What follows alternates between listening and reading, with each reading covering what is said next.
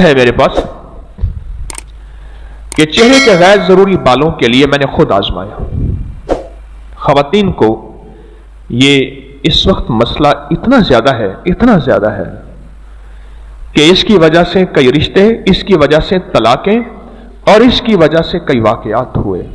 یہ مسئلہ خواتین کا اتنا زیادہ ہے. اس کے اسباب: سر سے چادر کا ہٹنا، اور چہرے کا ننگا ہونا، اور اس کے عجیب و غریب اسباب فیکٹرز ہیں. میں نے خود آزمایا.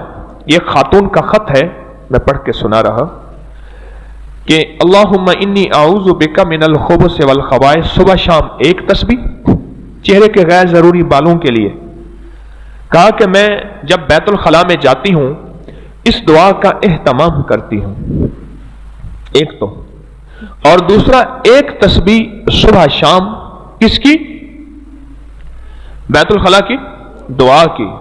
اور فرمایا کہ جب میں آئینہ دیکھتے ہوئے بسم اللہ ماشاء اللہ لا قوت الا باللہ، میں نے یہ مسلسل پڑھا آئینہ دیکھتے ہوئے بسم اللہ ماشاء اللہ لا قوت الا باللہ. یہ مسنون دعا ہے اور قرآنی دعا ہے. اصل میں یہ قرآنی دعا ہے. ماشاء اللہ لا قوت الا باللہ یہ قرآنی دعا ہے. کہنے لگے میں نے یہ اعمال کیے، میرے بال بہت کم ہو گئے اور میرا روگ بہت زیادہ مجھ سے چلا گیا، ختم ہو گیا. کتنے لوگوں نے مجھے بتایا، خواتین نے، کہ وہ باقاعدہ روزانہ شیو کرتی ہیں، یہ روگ بڑھتے چلے جا رہے ہیں. غیر ضروری بالوں نے، جہاں کریموں نے، شیمپو نے، کاسمیٹکس نے اور میک اپ نے بہت ہمارا نقصان کیا، وہاں ننگے سر اور ننگے چہرے نے نقصان کیا، اور مصنوعی غذاؤں نے نقصان کیا. ایک تو ان پہ احتیاط کریں، اور دوسرا اس کا طریقہ یہ بتایا کہ جب بھی بیت الخلاء جائیں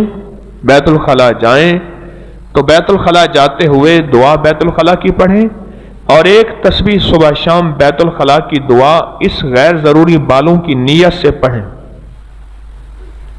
اور جب شیشے کے سامنے کھڑے ہوں تو پڑھیں بسم اللہ ماشاء اللہ لا قوت الا باللہ، کیونکہ اس دعا کے بہت فائدے ہیں.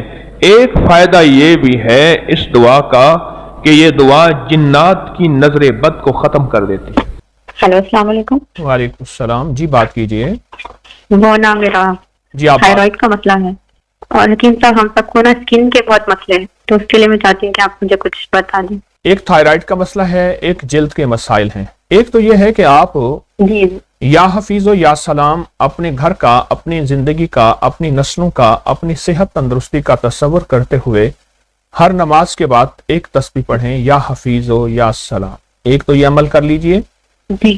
اور دوسرا سارا دن اٹھتے بیٹھتے یا خالق ہو یا مصور ہو یا جمیل ہو، بہت زیادہ توجہ سے پڑھیں اٹھتے بیٹھتے، اور بہت یقین سے پڑھیں یا خالق ہو یا مصور ہو یا جمیل. ٹھیک. اور ایک میں ٹوٹکا بتاتا ہوں. آپ کے وہاں ہربل سٹور تو ہوں گے، آپ کو جڑی بوٹیاں مل جائیں گی. خشک پودینہ مل جائے گا آپ کو، خشک پودینہ جی، اور دیسی اجوائن، اور جو ہے شکر، جسے ہم ڈارک شوگر یا شکر کہتے ہیں، وہ بھی مل جائے گی انشاءاللہ. خشک پودینہ لے لیں، اس میں بعض اوقات پتھر ہوتے ہیں، وہ صاف کر لیجئے. خشک پودینہ جو ہے وہ 50 گرام ہو، اور اجوائن 20 گرام ہو، اور اس میں شکر 20 گرام ہو، بس.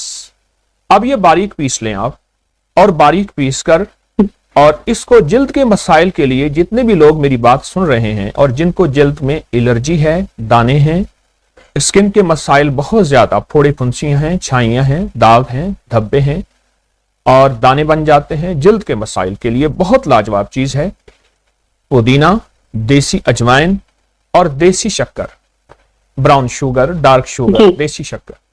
اگر آپ کو دیسی شکر خالص نہ ملے، دیسی گڑ لے کے اسے کوٹیے اور بڑی چھلنی سے نکالیں، وہ دیسی شکر بن جائے گی. آپ یہ 1 چمچ صبح، 1 دوپہر، 1 شام استعمال کریں، جلد کے مسائل کے لیے بہت کمال چیز ہے اور میں نے بہت آزمائی ہے.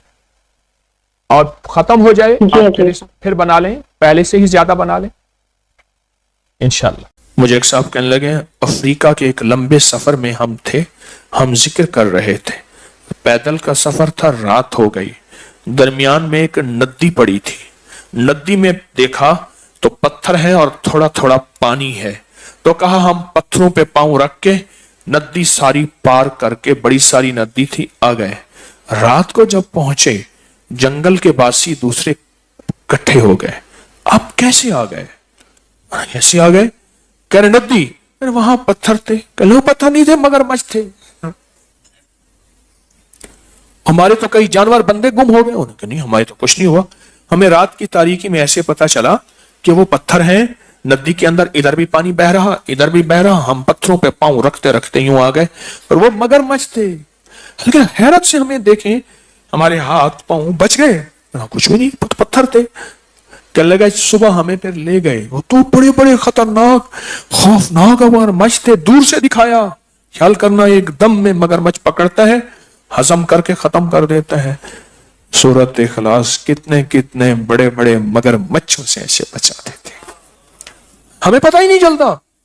ہم سمجھتے ہیں تھوڑے سے پتھر تھے، تھوڑا بہت ایسے جو ہے وہ کوئی تکلیف ہلکی پھوسی ایسی ہوئی اور ہلکی سی تکلیف میں ایسے ہم یوں نکل گئے. وہ ہلکی تکلیف نہیں ہوئی، وہ بہت بڑا مگرمچھوں کا ایک سمندر تھا جو ہضم کر جاتا. وہ ہلکی پھلکی تکلیف پتھروں پہ ایسے ڈولتے ہوئے یوں جھولتے ہوئے یوں نکل گئے.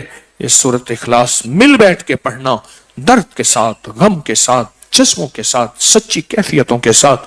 اللہ پاک کہتا ہے کہ ٹھہر جا، تیرے پر بڑے بڑے مگرمچھ، طوفان، جادو، جنات، اثرات، بندشیں، ناکامیاں، حادثات، آزمائشیں، یہ ساری چیزیں تھیں اور مگرمچھ تھی، یہ ساری بلائیں تھیں.